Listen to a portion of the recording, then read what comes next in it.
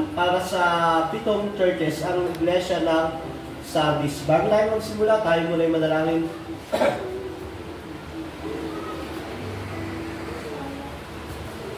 Panginoon, sa gabi ito, kami dumudulog at lumalapit sa iyo.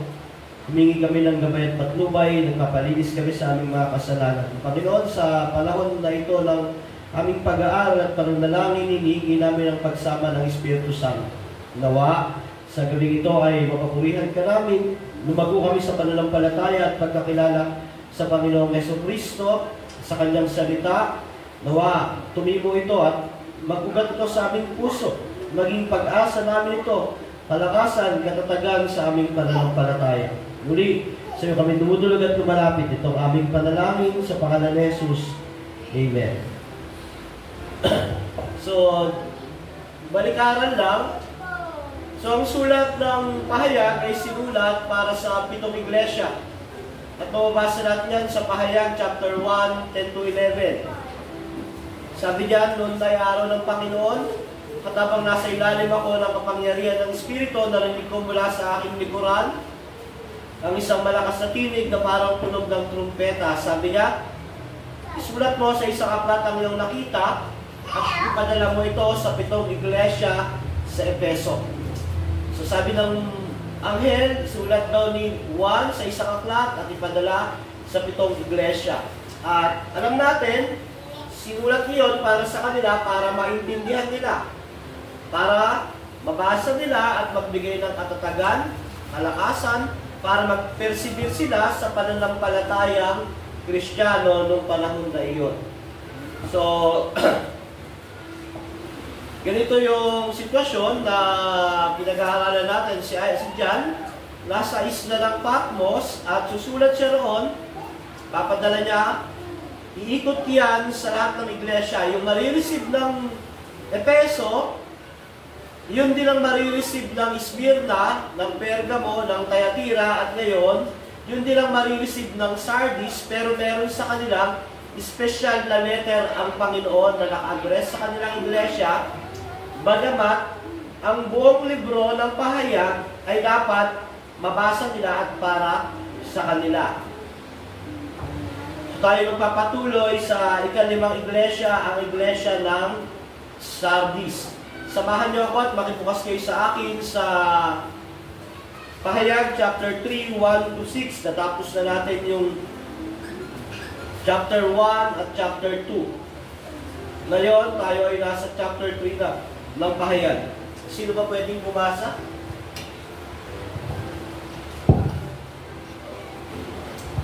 Ano mabawasan yung pagbabasa ko?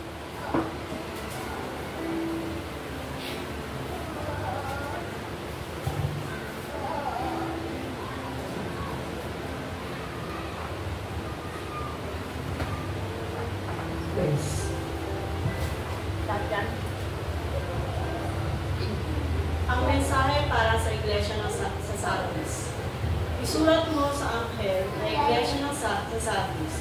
Ito ang sinasabi ng nagtataglay ng 7 Espiritu ng Diyos at ng 7 bituin. Alam ko ang ginagawa mo.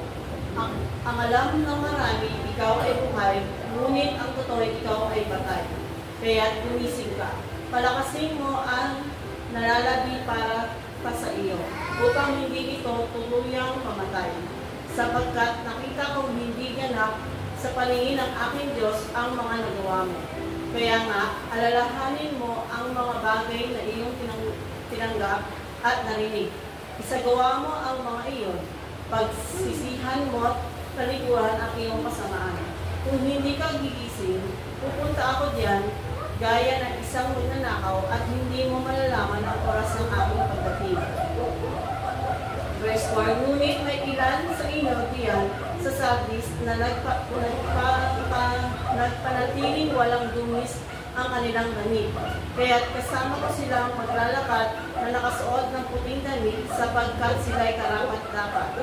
Ang magtatagumpay ay dadagutan ng puti at hindi ko kailanman buburahin sa aklat ng buhay ang kanyang pangalan.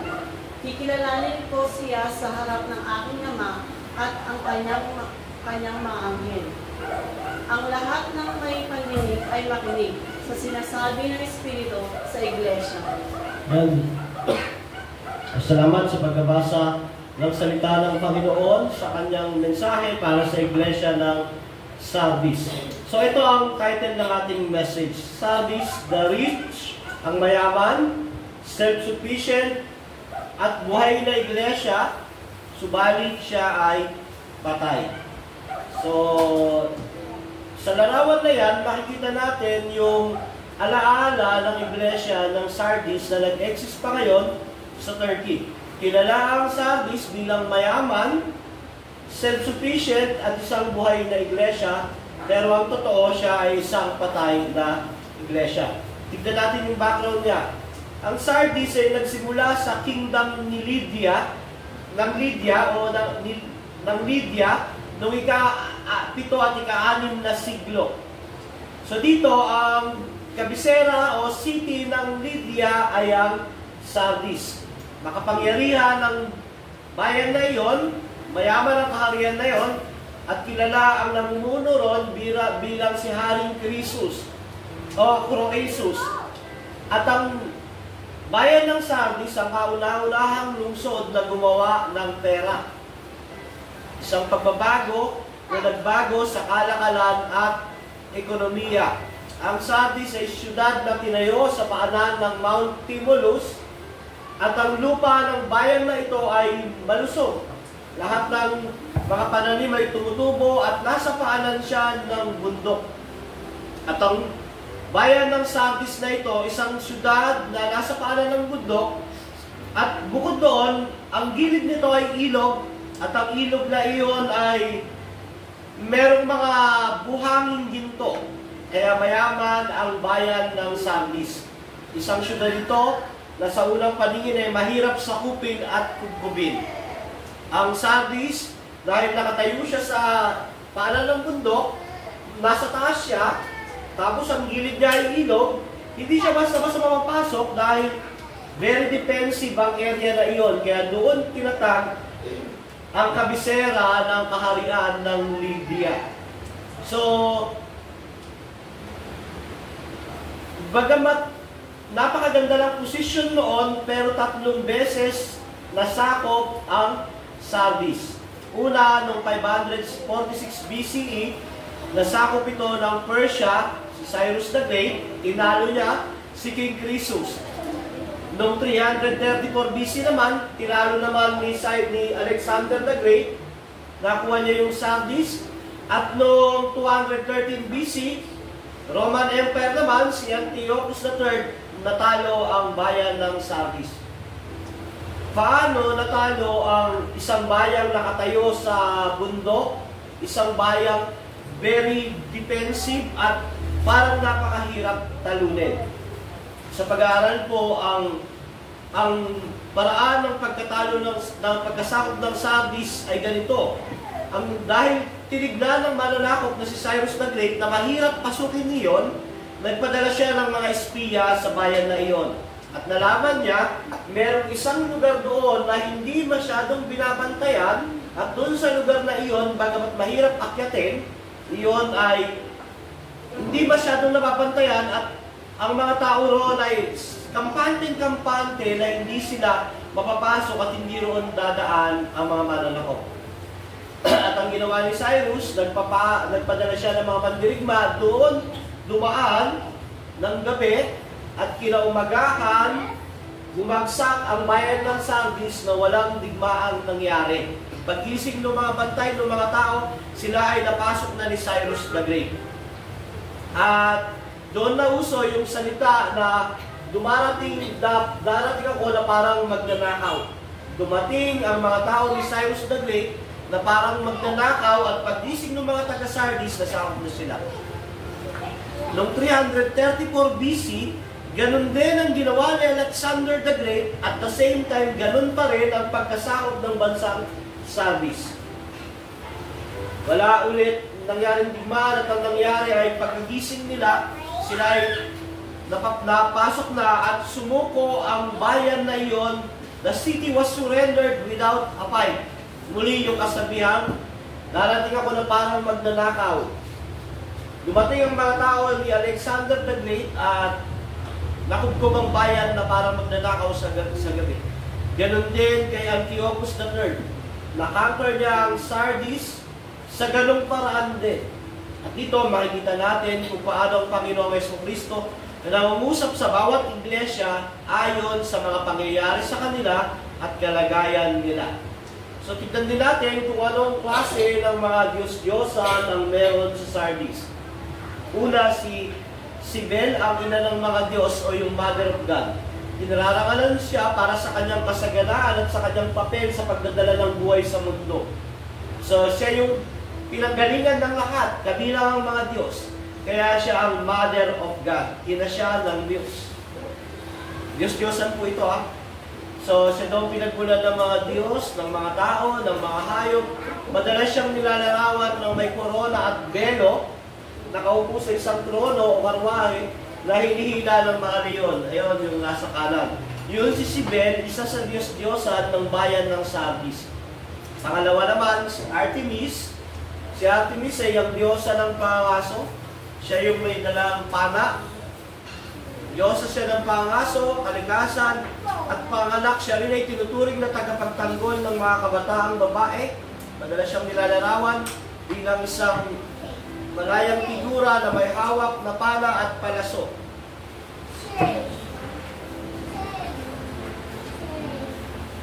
Hello.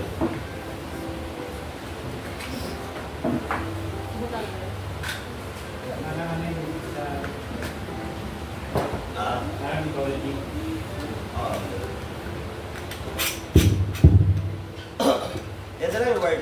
Paano yung tanong mo na paulit-ulit ako? Hello. So yan, si Artemis ay diyosa ng pangaso, kalikasan ng panganak. Siya rin ay tinuturing na tagapagtanggol ng mga kabataang babae. Madalas siyang nilalarawan bilang isang ligaw at malayang figura na may hawak na pala at palaso. At dito sa Sardis, meron silang isang lugar ng pagsamba. At ang lugar ng pagsamba nila ay kasinlaki ng isang football field. Ganon karami yung sumasamba sa mga Diyos-Diyosan sa Sardis. So, noong AD 17, nagkaroon ng earthquake sa Sardis at nawasak ang bayan na iyon.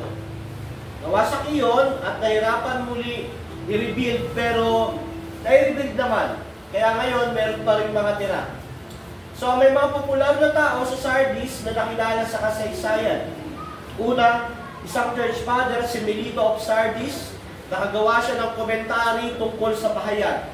Siyempre, dahil pinadala nga yung sulat sa kanila, maaaring andun yung mga generation doon, nabasa iyon at naipasa-pasa. So si Melito of Sardis ay nakagawa ng komentary sa pahayag. Tapos merong isang philosopher na kilala rin doon, si Diogenes, at kilala siya sa kasabihang huwag mo munang bilangin ang itlog ng manok, baka mamaya mabugo. Ang gustong sabihin ay huwag mo munang ipagmalaki ang tagumpay mo. Huwag mo munang ipagmalaki yung success. Baka hindi pa iyan yung final. So yung word don't count the egg of the chicken, baka raw mabugo. Actually, narinig ko dati sa tatay ko, pag nagyayabang ang tao, binibilang kagad yung itlog.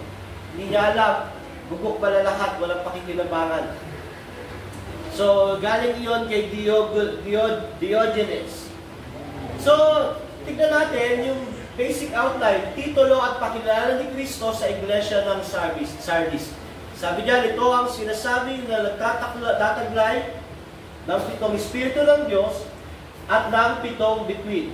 Ang 7 bituin, ang pangitain ni Jesus sa pahayag 1:12-20 ay naglalarawan sa kanya na hawak niya ang 7 bituin sa kanyang kanang kamay. At itong 7 bituin na ito, ang 7 bituin na ito ay kinikilala bilang yung mga pastor o leader ng simbahan ng 7 iglesia. Kaya nung sinabi ng Panginoong Jesus, ito ang sinasabi na nagtataglay ng 7 Espiritu ng Diyos at 7 bituin. Ibig sabihin siya ang may-ari, alam niya, kilala niya ang 7 bituin o 7 leader ng pastor ng simbahan. Dito ay binibigyan din ng kapangyarihan at otoridad ni Jesus sa simbahan habang hawak niya ang mga ito at ginagabayan ng kanilang ministeryo. Yung 7 Espiritu naman, tumutukoy iyon sa kapuspusan ng banal na Espiritu Santo. Hindi ba kasi, ini-interpret yan, pag narinig yung 7 Espiritu, ibig sabihin, may 7 Holy Spirit. 7 persona ang Holy Spirit. Hindi po, ang gusto sabihin yan, fullness. Pag narinig natin yung salitang 7, number 7, ibig sabihin nun, kabuuan, kasapatan. Ibig sabihin, taglay ng Panginoong Jesucristo, ang kabuuan, ang kapuspusan ng banal na Espiritu Santo. So, nais ipakilala ni Jesus ang kanyang sarili bilang otoridad, may kapangyarihan sa iglesia ng Sardis. Kaya sabi niya, ito ang sinasabi na nagtataglay ng 7 Espiritu ng Diyos at ng 7 bituin. Ang rebuke at pagtutuwid ni Kristo sa Sardis. Sabi niya dyan, alam ko ang ginagawa mo. Alam ko ang ginagawa mo, which is nagpe-pertain sa pagiging all-knowing ni Christ. Lahat na nangyayari sa church. At paulit-ulit ito. Efeso, Smyrna, Pergamo, Thyatira, lahat yan, sabi ng Panginoon, alam ko ang ginagawa mo, alam ko ang iyong pagpapagal, nakikita ko. So dito, unang binanggit sa pagtutuwid ng Panginoong Jesucristo, alam ko ang ginagawa mo. Ang alam ng marami, ikaw ay buhay, ngunit ang totoo, ikaw ay patay. Alam ng marami na ikaw ay buhay, ngunit ang totoo ay ikaw ay patay. Ito ay nagpapakilala bilang ang iglesia ng Sardis ay kilala sa lugar nila dahil mayaman ito, mayaman ang ang bayan ng Sardis. Ang iglesia ito ay mayaman, malaki, popular, at maraming kawang gawa na ginagawa. Kaya sabi diyan, ang alam ng marami, ikaw ay buhay. Ngunit, ang totoo ay ikaw ay patay. Maaaring sa paligid nila, andun ang iglesia, andun ang mga miyembro ng iglesia, nakikita sila roon na masigla, malaki ang church, maganda ang church, maraming miyembro, masisipag ang mga miyembro, pero ang totoo sa paningin ng Panginoong Jesus, sila ay patay. Kaya sabi niya, kaya gumising ka, palakasin mo ang nalalabi pa sa iyo, upang hindi ito tuluyang mamatay, sapagkat nakita kong hindi ganap sa paningin ng aking Diyos ang mga nagawa mo. Kaya sabi ng Panginoong Jesucristo, kaya't gumising ka, palakasin mo ang nalalabi pa sa iyo, upang hindi ito tuluyang mamatay. Sapagkat nakita kong hindi ganap sa paningin ng aking Diyos ang mga gawa mo. Kaya nga, sabi niya, alalahanin mo ang mga bagay na ito na iyong tinanggap at narinig. Isagawa mo ang mga iyon. Pagsasiyan mo at talikuran ng iyong kasamaan, kung hindi ka gigising, pupunta ako diyan, na gaya ng isang magnanakaw at hindi mo malalaman ang oras ng aking pagdating. Ito ang review at pagtutuwid ng Panginoong Jesucristo sa iglesia ng Sardis. Usually, ang ginagawa ng Panginoong Jesus sa mga churches, bago niya i-review, bago niya ituwid, sinasabi niya muna yung magagandang bagay na nagagawa ng iglesia. Pero dito, wala kang makikita, mababasa ng magandang bagay na ginagawa ng iglesia ng Sardis. Ito ay big church, popular church, caring church, doctrinal church, mayaman, pero sa paningin ng Panginoong Jesus, sila ay patay. Walang commendation.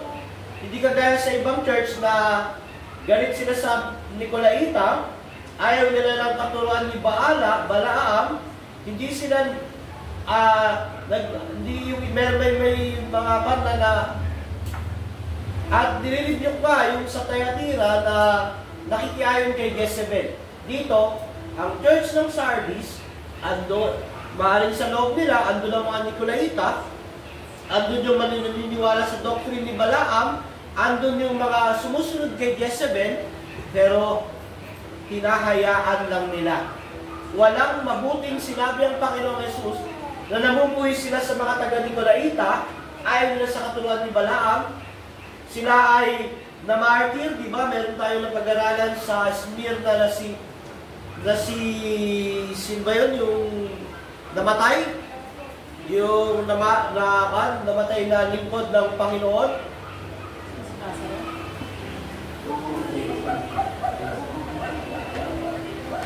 Nabasa nga sa pahayag. Yung lingkod kong si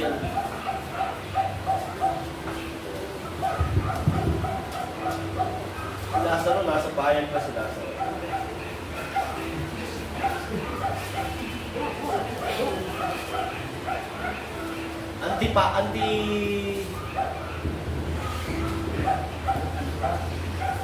Napatay ng lingkod ko si Antipanes ba?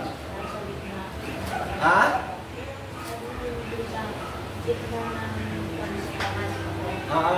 Sino yung lingkod? Antipas, si Antipas. So sa iglesia, may mga commendation na naging matatag sila, naging matibay sila, kahit pinatay yung lingkod na si Antipas, pero dito sa iglesia ng Sardis, walang ganong commendation. So itong iglesia ng Sardis ay isang church na compromise, tinatanggap lahat ng turo, wala silang kinamumuhi ang turo. Itong iglesia na ito ay love lang.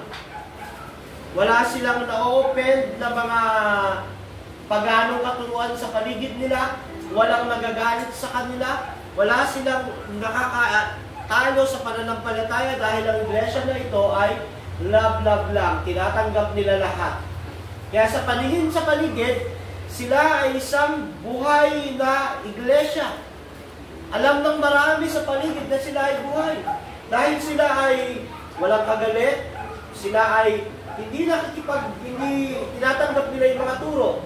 Kahit anong turo, may Nicolaitans, Balaam, kasi walang commendation na kagaya sa ibang church na naging tapat ka kahit namatay si Antipas. Kinabumuyan mo ang katuruan ng mga Nicolaita. Yung iba sa inyo, hindi sumusunod kay Balaam. Pero dito, wala kang makikita na gano'n ang iglesia. So popular yung church, sa tingin ng mga tao sa paligid, sila ay buhay, pero sa tingin ng Panginoong Jesucristo, ang iglesia ay patay. Bukod pa roon, the Church of Sardis was known for its outward reputation of being alive, but Jesus revealed that it was actually spiritually dead. Sabi diyan, hindi ganap sa paningin ng aking Diyos ang mga nagawa mo. Their works are incomplete in the sight of God. Kung ganito ang ating church, dapat matakot tayo, dapat magbago tayo, magsisi, tumalikod tayo sa kasalanan. Dahil nakakatakot ang ganitong iglesia na sa paningin ng tao sa paligid, isa siyang buhay na iglesia, pero sa paningin ng Panginoong Jesus, siya ay isang patay. Kaya, bukod pa roon, sabi doon, strengthen what is left. Ang panawagan ni Kristo, ang mensahe ni Jesus sa simbahan, ay isang panawagan na magising at palakasin ang natitira. Pinapaiwatog nito na ang simbahan ay dapat gumawa ng mga aktibong hakbang upang muling buhayin ang kanyang spiritual na buhay. Ang mga tao sa iglesia ng Sardis ay spiritually dead. Nag-church sila, ginagampanan nila yung pagkakawang gawa, pero ayaw nilang, hindi sila nagko-content sa faith. Hindi sila nakikipaglaban sa pananampalataya.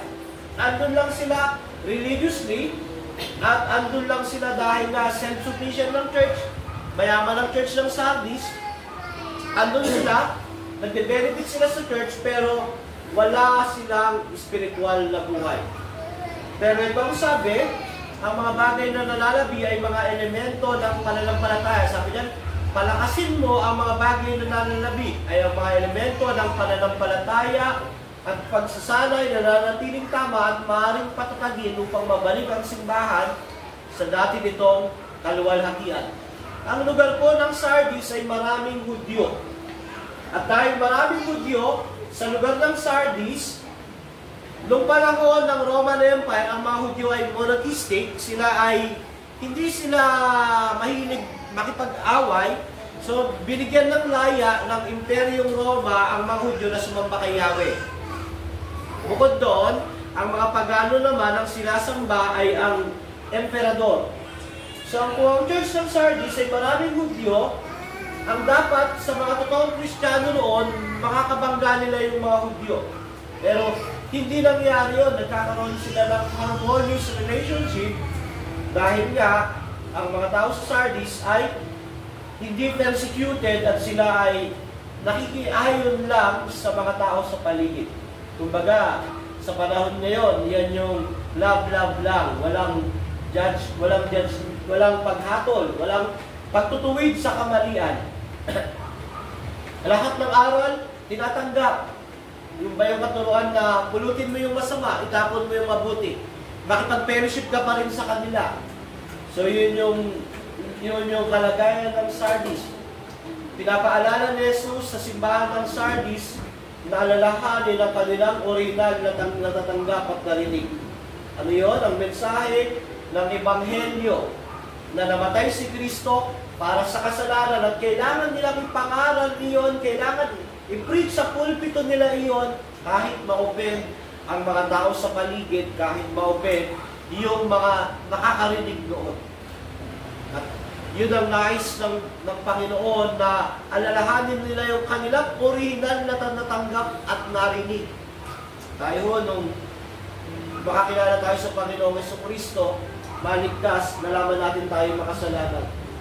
Nalaman natin na kung wala si Kristo, mapapahamak tayo at mapupunta sa impyerno. Na kung ipapangaral mo ito sa mga taong wala kay Kristo, sila ay ma-open. Sasabihin nila, ginajudge mo sila. Sasabihin nila na ang mo naman, ang righteous mo naman, masyado mong kinukat kami makasalanan. Pero, bagamat ganun ng magiging reaksyon, kailangan pa rin ipangaral. Sabi ni Jesus, alalahanin ang kanilang original na natanggap at narinig at masigasig itong maituro ng iglesia kahit na sila ay ma-persecute. Maigpit na hawakan ito at magsisi at ipamuhay ito ng may pag-ibig. Ang totoong pag-ibig ho ay kahit nasasaktan ng tao, kailangan mong sabihin ang katotohanan. Ang maling pangunawa ng pag-ibig ngayon, hindi mo siya dapat ma-open kasi hindi ka labing pag na-open mo yung tao. Which is mali. Ang tamang pag-ibig, kahit masaktan yung tao, kung sasabihin mo ang katotohanan, dahil mahal mo siya at ang katotohanan na magpapalaya sa kanya. Di ba? Halimbawa, may cancer yung kaibigan mo. Hindi mo ba sasabihin sa kanya may cancer siya? Kahit ma-open siya, sasabihin mo dahil mahal mo siya, gusto mo masolusyonan yung problema niya. Ganun din po ang Ebanghelyo. Kahit na ang Ebanghelyo ay offensive, ang Ebanghelyo ay hindi maganda sa pandinig ng mga makasalanan, kailangan natin itong pangaral, turo at ibahagi sa kanila. Iyon ang tunay na pag-ibig. So, mensahe, naglalaman din ng babala na kung ang simbahan ay hindi magigising at magsisisi, si Jesus ay babalik na parang magnanakaw sa gabi at hindi nila malalaman ang oras ng kanyang pagdating. Ang Sardis ay 3 beses nasakop dahil sa kanilang kapabayaan. At dito, ginamit ni Jesus ang kwento ng bayan ng Sardis upang ipakita ang kanyang gagawing paghatol sa kanila kung hindi sila gigising. Isang paalala po yan sa mga mananampalataya na wag habang nabubuhay, paisi-isi lang. Saka na ako mag-share ng gospel. Saka na ako lalapit sa Panginoon, yung mga unbeliever. Alam niyo ba bakit hindi nilagay ng Diyos ang date kung kailan siya babalik? Kahit marami ang humula na babalik sa Panginoong Jesus sa ganitong date, pare-parehas sila, parehas mali. Alam niyo bakit hindi nilagay ng Panginoon? Dahil kung ilalagay yon, kung gagawin ng mga tao, darating pala si Jesus sa December 25, 2025. Saka na lang ako magpapakabait. tatanggap sa kanya sa December 20 na lang. Habang wala pa yung December 25, mamumuhay muna ako ng isang buhay na makalaman at makamundo. Pero ang Biblia ko, nagbababala. Sa pagbabalik ng Panginoong Jesucristo ay parang magnanakaw at makikita ito sa Bible. Sa Matthew 24:43, sabi diyan, tandaan niyo ito, kung alam lamang ng puno ng sambahayan, kung anong oras ng gabi darating ang magnanakaw, siya ay magbabantay at hindi niya hayaang pasukin ang kanyang bahay. Ang elemento sa babalang ito ni Jesus ay walang sino man ang nakakaalam sa kanyang pagbabalik. Ang nararapat lang, tayo ay dapat laging handa, nagbabantay. Dapat tayo laging handa dahil walang nakakaalam ng oras sa kanyang muling pagparito. So, ang reward ni Jesus sa mga taga-Sardis, sabi diyan, ngunit may ilan sa inyo diyan, hindi lahat. Church pa rin naman ang Sardis. Dahil kasama siya sa sinulatan, bagamat siya ay dead church, siya ay isang iglesia pa rin. Bakit? Dahil may mga mananampalataya pa rin na totoo sa loob. Maaaring siguro po, 1,000 yung 1,000 yung member nila, baka mayroong 20 mananampalataya talaga na ligtas. Kasama yung pastor. Siyempre, kasi yung pastor yung anghel. Diba? So, ngunit may ilan sa inyo diyan sa Sardis na napanatiling walang dungis ang kanilang damit. Kaya kasama ko silang maglalakad na nakasuot ng puting damit sapagkat sila'y karapat-dapat. Ang magtatagumpay ay dadamitan ng puti at hindi ko kailanman buburahin sa aklat ng buhay ang kanyang pangalan. Ikinalanin ko siya sa harap ng aking ama at ng kanyang mga anghel. Ang lahat ng may pandinig ay makinig sa sinasabi ng Espiritu sa mga iglesia. Tignan natin. Sa Sardis, yung ilan sa inyo diyan, sa Sardis na napanatiling walang dungis ang kanilang damit. Hindi ito literal na damit, ito ay tumutukoy sa pagiging tapat nila sa Panginoong Yesus. Hindi sila nagkompromiso kahit iilan lang sila. Kahit lahat ng kasama nila ay nagkokompromiso, kahit 20 sila, 1,000 yung nagkokompromiso, sila na panatili nilang walang dungis sa kanilang damit. Ang ibig sabihin, nanatili silang tapat sa kanilang pananampalataya sa Ebanghelyo ng Panginoong Jesucristo. At ito yung sinasabi sa sulat na palakasin mo yung nalalabi. May mga buhay pa sa loob ng iglesia ng Sardis, may mga ligtas, may mga totoong Kristiyano. Kaya sabi nila, kaya kasama ko silang naglalakad na nakasuot ng puting damit sapagkat sila'y karapat-dapat. So ito yung reward ng Panginoong Jesus sa mga tapat na nasa loob ng iglesia. Ang magtatagumpay ay dadamitan ng puti. At sabi diyan, hindi ko kailanman buburahin sa aklat ng buhay ang kanyang pangalan. Ang magtatagumpay ay dadamitan ng puti. Ang ibig sabihin ng bibigyan ng righteousness na galing kay Christ. Hindi siya literal na damit talaga. So sabi dito, hindi ko kailanman buburahin sa aklat ng buhay ang kanyang pangalan. May mga gumagamit sa tekstong ito para sabihin na pwede pa lang mawala ang kaligtasan. Iyon yung mga Pelagian sa Arminian na naniniwala sila na gamit ang teksto na ito na dahil nakalagay doon na hindi kailanman buburahin sa aklat ng buhay ang kanyang pangalan, pwede pa lang burahin. Kaya nawawala ang kaligtasan sa paniniwala ng mga Pelagian at Arminian. Yun yung mga tao na nagsasabing nawawala ang kaligtasan. Under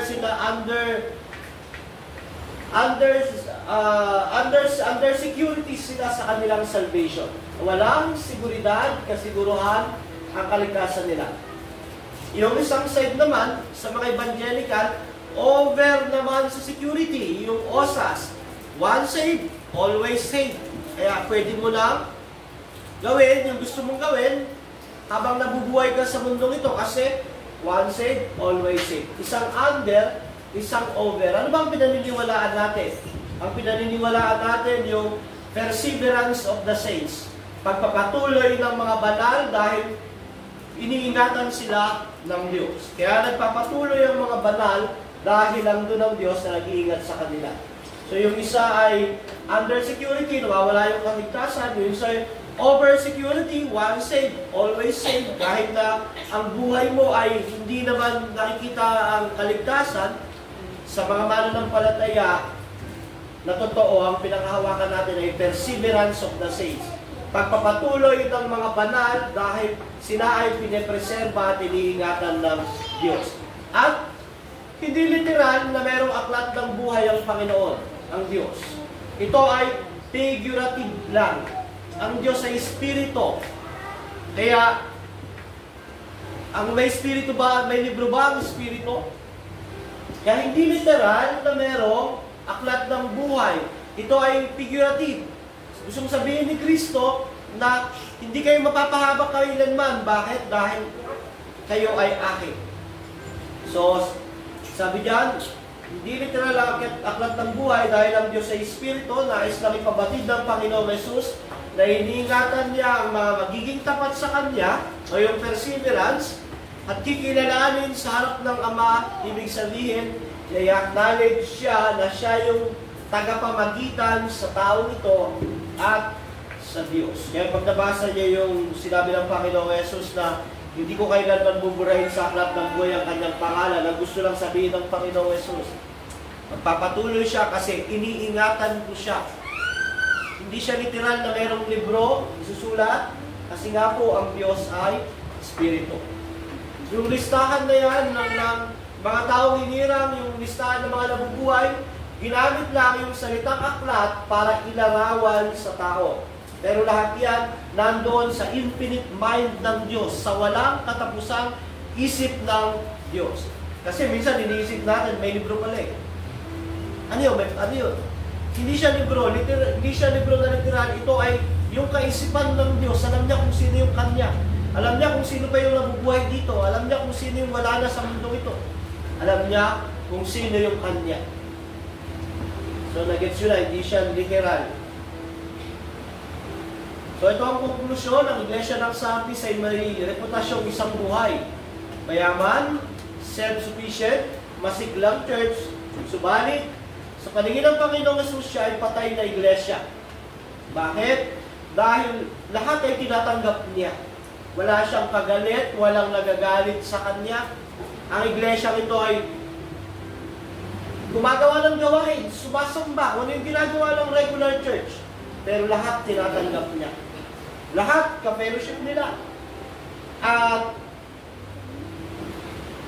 kung hindi siya magsisisi at manunumbalik sa buhay na maglilingkod sa Panginoong Jesus, siya ay hatulan ng Panginoong Jesus. Darating si Jesus tulad ng isang magnanakaw sa gabi na walang nakakaalam kung kailan. Ito ho ay isang paalaala at babala sa ating iglesia na kung dumating ang panahon, tayo ay nasa ganitong kondisyon, tayo ay dapat magsisi at manumbalik sa Panginoong Jesucristo. Bilang church, normal ho na merong mga open pag pinapangaral natin ang gospel. May mga taong aayaw sa atin, kamumuhayan tayo, may taong tuturing tayo na masyadong judgmental, may tao na ituturing tayo na extreme dahil hindi nag-compromise, pero hindi mahalaga kung ano ang sasabihin ng tao. Ang mahalaga ang sasabihin ng Panginoong Jesucristo. Huwag natin maging buhay ang mag-please ng tao para masakripisyo ang Panginoong Jesucristo. Huwag natin i-please yung mga tao sa paligid natin na ang kapalit ay ang paglilingkod natin sa Panginoong Jesus. Nagiging normal ngayon kasi yan na para ma-please mo yung mga tao sa paligid mo, kahit may sakripisyo mo yung paglilingkod at pananampalataya kay Kristo.